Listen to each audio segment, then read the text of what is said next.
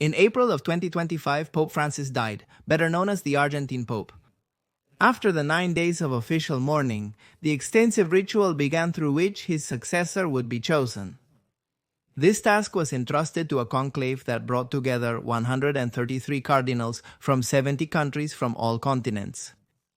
The debates began on Wednesday, May 7th, and after 4 votes, the 2/3 of votes necessary to know who would be the new pontiff of the Catholic Church were reached.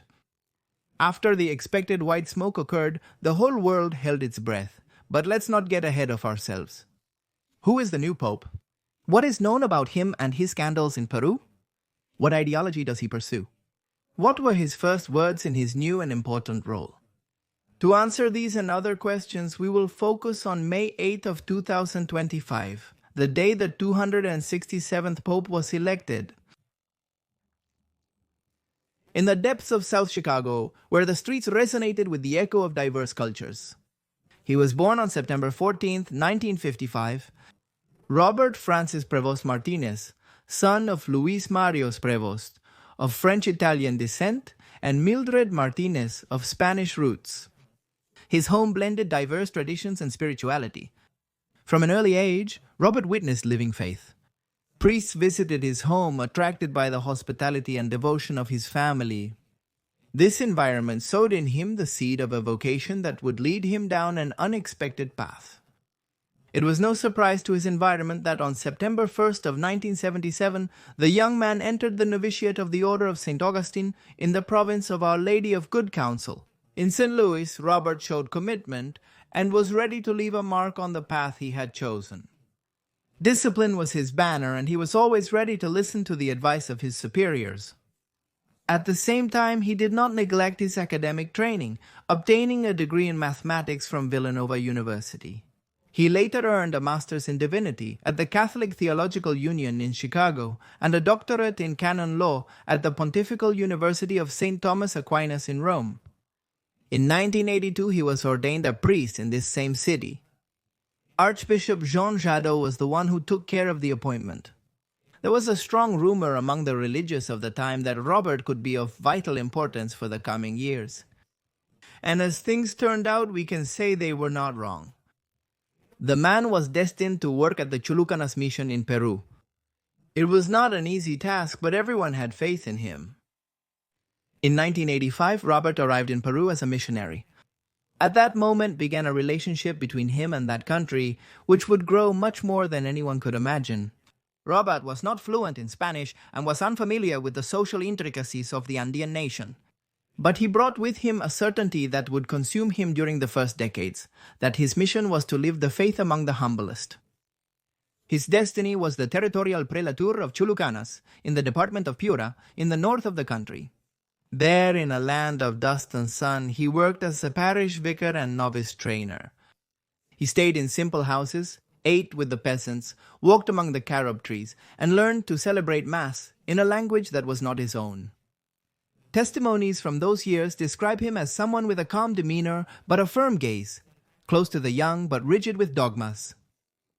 At this stage, he began his deep involvement with the formation of the local clergy and soon became the regional superior of the Augustinians in Peru. From there, he began to build a network of silent influence extended throughout the most needy communities and ecclesiastical structures. Prevost was not a simple administrator.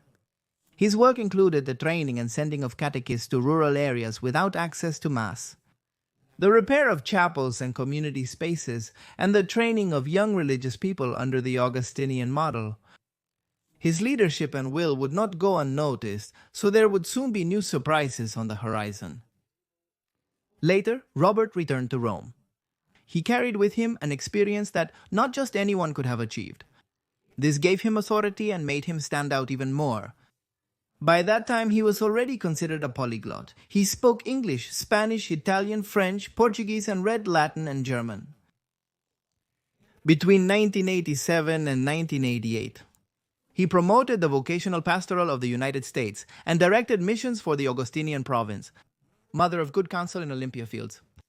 He also devoted himself to fundraising for his missions, and he knew that in 1988 he would return to Peru. His work there had just begun. This time he would stay more than a decade in those lands. Upon his return to South American lands, Robert was no longer a naive missionary.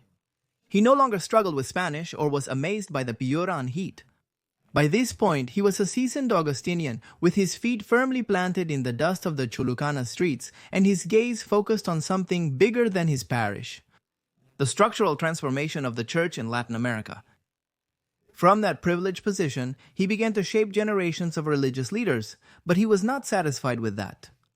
His organizational talent, academic training, and diplomatic attitude made him regional vicar and then superior major of the Augustinians throughout Peru. In parallel, he represented the region at various general chapters in Rome. There he caught the attention of his European superiors once again, perhaps unintentionally or intentionally.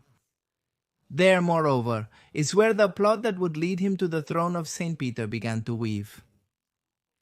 In the year 2001, after more than 15 years of work in Peru, he was elected Prior General of the Order of St. Augustine, the highest position in his congregation worldwide. It was not a minor position. It meant spiritually and strategically leading thousands of Augustinian religious scattered all over the planet. This was his first major global leap. For 2 consecutive terms, he settled in Rome, but maintained a permanent connection with Latin America. He also visited communities in Asia, Africa, and Europe. Wherever he went, he was received with respect and vigilance. Not everyone agreed with his style, calm and sometimes hermetic. Around that time, Prevost allowed Father James Ray, an Augustinian priest, to reside at the St. John Stone Convent in Chicago. Ray had been suspended from ministry since 1991 due to allegations of sexual abuse of minors. This was seen as a black mark on his otherwise unblemished record. But coincidentally, it was after this action that the Vatican began to name him with more and more emphasis. He was not a renowned theologian or bishop, but an efficient, multilingual, and prudent manager. Virtues that in the ecclesiastical world can weigh more than eloquence or fame. In 2014, Pope Francis appointed him apostolic administrator of the Diocese of Chiclayo. The diocese was unstable following the previous bishop's resignation. A transitional figure was needed, and that's where Prevost appeared again. That return was not only geographical, it was also a reconnection with the land that had shaped him. No longer as a formative friar, but as a supreme authority. In 2015, he was officially named Bishop of Chiclayo, a decision that some considered expected and others a strategic move by the Vatican. Nobody wanted to lose power in such a key area. Those years were full of achievements, but also controversies. As a bishop, Robert's management was discreet yet firm. He spent his years focused on clerical training, parish renewal, and institutional strengthening. But serious allegations of covering up sexual abuse also arose, which tarnished his reputation, especially in 2018. These accusations, although they never resulted in convictions, haunted him like an uncomfortable echo that would resurface later. Several groups of clerical abuse victims began to report that some cases were not being properly investigated. Prevost was accused of covering up, minimizing, or ignoring some complaints. It got to the point where some media called him the Cardinal of Silence. Despite the controversy, his connection with Peru was formalized even more when he obtained Peruvian citizenship in 2015, which is not common for foreign prelates. This was interpreted by some as a gesture of definitive commitment, for others as a maneuver that preferred to hide other more thorny issues. One way or another, Robert was already exalted and profiled as one of the favorites among his own. In the midst of the pandemic, Pope Francis summoned him again, this time not as a visitor, but as a stable member of the Vatican apparatus. Robert was appointed a member of the Congregation for Bishops, and later, in 2023, prefect of the Dicastery for Bishops. A position of the highest responsibility to choose and propose the future bishops of the world. The dirt roads of Piura were left behind. Now he walked on the marbles of the Apostolic Palace. From March 2018 until January 2023. He was the second vice president of the Peruvian Episcopal Conference, also being part of the Permanent Council. He was president of the Education and Culture Commission. He was also a member of the Economic Council and a member of the management of Caritas of Peru.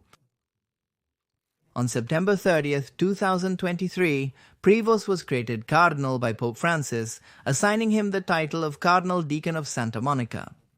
This appointment recognized his service and commitment to the Church and positioned him as an influential figure within the College of Cardinals.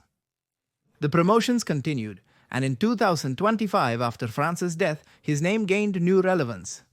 Suddenly, he became a new favorite to replace the deceased Pope. And that's how our story comes back to the beginning. After the white smoke that announced him as the new pontiff, Robert was asked about his willingness to take on the new and important role. After saying yes, he was asked for his name, and he chose Leo XIV. Immediately afterwards, he was taken to a room known as the Room of Tears, where his new attire awaited him. Meanwhile, outside the long-awaited words Habemus Papam were heard. After this, Leon XIV came out onto the balcony and, in front of a crowd of spectators, gave his first blessing to the city of Vatican and the world, known as Urbi et Orbi. His speech began like this, and I quote, "Dear sisters and brothers, this is the first greeting of the risen Christ, the Good Shepherd, who gave his life for God's flock. I would also like this greeting of peace to enter your hearts and reach your families. To all people everywhere, to all peoples, to all the earth, peace be with you." In his initial remarks as Pope, Robert urged the faithful to follow Christ. He assured that evil will not prevail and made a call for peace to all peoples. He also asked people for justice to build bridges of peace with the aim of seeking justice.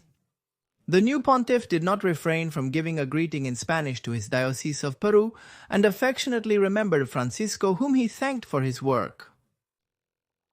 He invited the cardinals who were in charge of electing him to build a united church, more committed to dialogue and peace. One way or another, it is believed that Pope Robert Francis Prevost represents a figure of continuity with the pontificate of the Argentine Pope. With a strong pastoral orientation and a sensitivity towards the social realities of Latin America. However, although the man seems committed to reform and inclusion, he maintains a balanced doctrinal stance, avoiding extremes and seeking consensus among different currents. What will the Church hold for him in the future? We don't know. Yes, we know that it is often said that a sample is enough to prove the point. Robert's time in Peru perhaps represents him the most. This passage is one of the most intense, human, and contradictory in his life. A period where commitment and power, faith and hierarchy, dedication and silence coexisted. It is in that scenario where Pope Leon XIV forged the enlightened and illuminating character that would take him where he is today. It is also in that scenario where the possible evidence of a sinister, perverse, and dark side resides.